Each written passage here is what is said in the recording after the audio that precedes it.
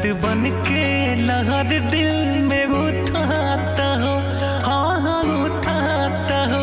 रोज आंसू से तकिया भिजावा तनी, पाके पियावा के प्यार तू भुला गइल हो। तोहरे याद में रात हम बितावा तनी, तोहरे याद में रात हम बितावा तनी।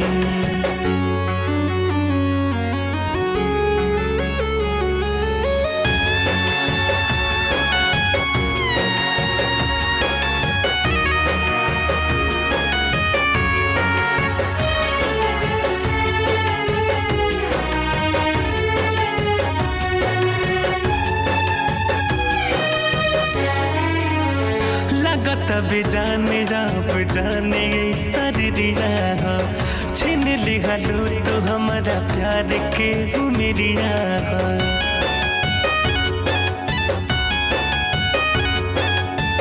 खुशी बना चैन नैन रोहिया निहारता, ले ली जुदाई जन करे जलाग कराता।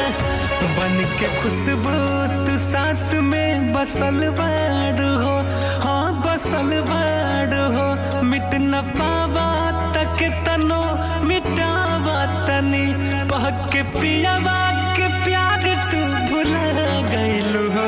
तोहरी याद में रात हम बितावा तनी, तोहरी याद में रात हम बितावा तनी।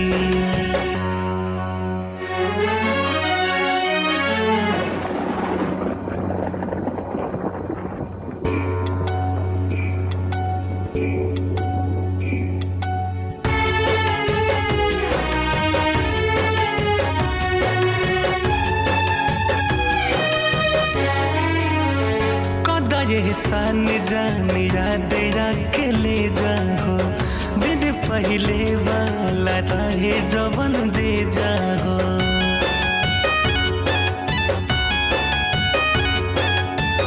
सपना में रोज अब तो छोड़ा न जाना हो, पल पल मारा तार करके तू बहाना हो। हम जाना रे कि दुनिया मिटा दे हो, मिटा दे हो।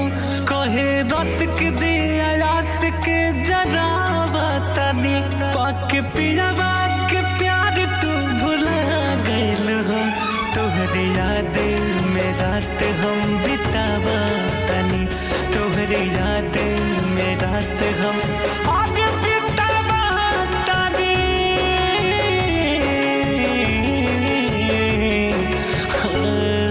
आगे बिता